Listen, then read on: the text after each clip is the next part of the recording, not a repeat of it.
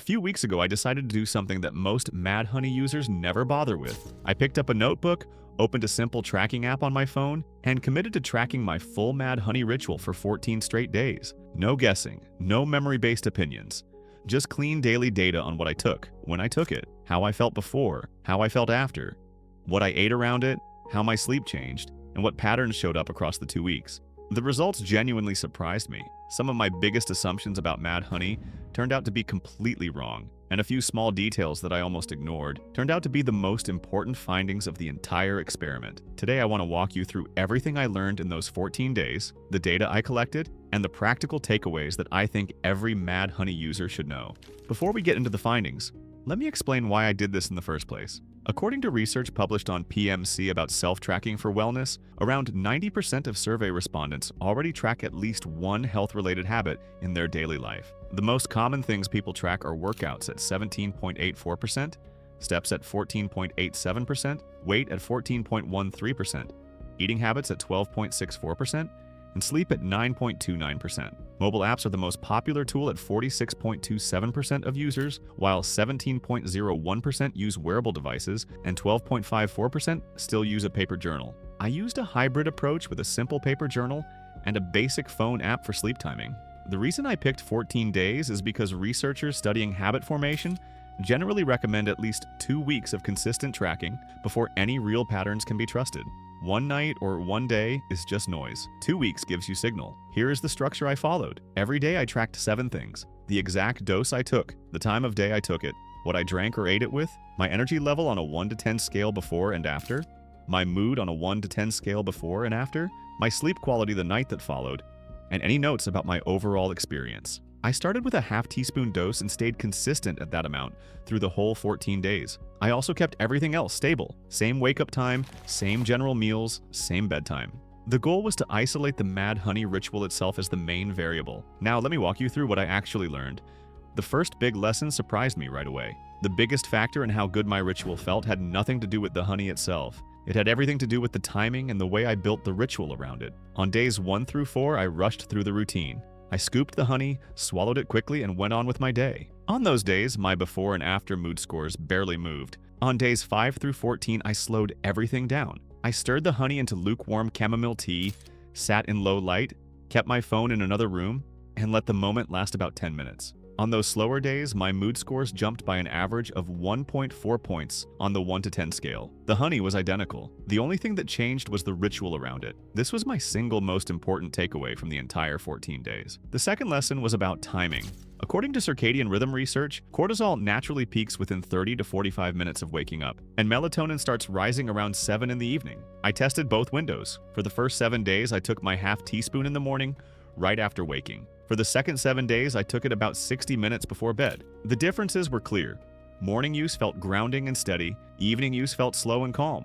Neither was better than the other, they were just different. This matched exactly what circadian rhythm science predicts. If you are someone who needs more focus and steadiness during the day, the morning routine fits better. If your goal is calm and rest, the evening routine fits better. The honey supports both ends of your natural daily curve, but in different ways. The third lesson was about food pairing. This was something I almost did not track, but I am glad I did. On days when I took the honey with lukewarm water on an empty stomach, the sensory experience was strong and clean. On days when I mixed it with lukewarm chamomile tea or lemon balm tea, the calming effect of the ritual felt smoother. On days when I took it after a heavy meal, the experience felt muted and less special. The takeaway is simple. Pair Mad Honey with lukewarm liquids and minimal food in the stomach for the best ritual experience. This single small habit made a noticeable difference in how each day felt. The fourth lesson was about consistency. According to James Clear's research on habit formation, the brain only starts to lock in a habit when the same routine is repeated for at least 14 to 21 days. I felt this directly. On days 1 through 5, the ritual felt like a chore. I had to remind myself to do it. By day 7, it started to feel automatic. By day 12, I was actually looking forward to it. By day 14, the ritual had become the favorite part of my morning. This pattern is well documented in habit science. The first week is friction, the second week is flow. If you only try Mad Honey for 2 or 3 days, you are not giving the ritual enough time to become a real habit. The fifth lesson was about sleep tracking. This was the most interesting data set of all.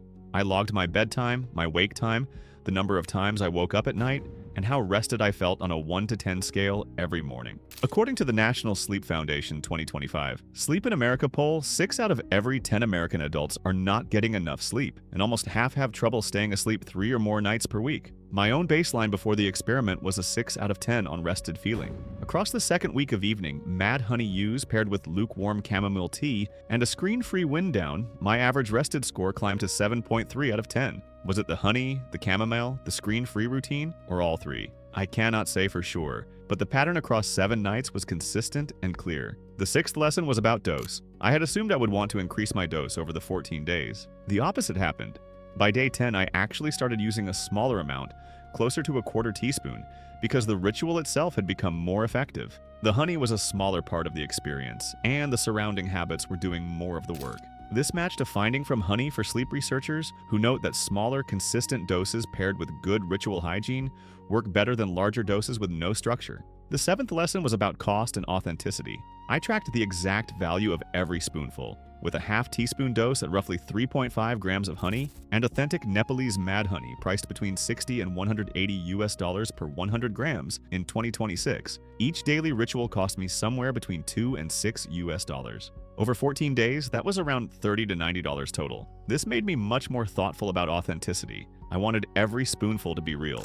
I checked my QR code, verified my lab certificate, and confirmed the supplier was registered with the Nepalese Ministry of Agriculture. If I was going to invest in this ritual, I wanted to be certain I was actually getting what I paid for. When I look back at the full 14 days, the biggest thing I learned was this: Mad Honey is not really about the honey. It is about the ritual, the slow morning, the lukewarm tea, the dim light, the pause in the day. The honey is the anchor that holds the ritual together, but the magic comes from the structure around it. People who treat Mad Honey as a quick fix product and just swallow a spoonful in the middle of a busy day will miss almost everything that makes this tradition special. People who slow down and build a real ritual around it will get something far more meaningful from the experience. If you are thinking about trying Mad Honey, I strongly recommend doing your own 14-day tracking experiment. Pick your dose, pick your time of day, pick your pairing, track your numbers honestly.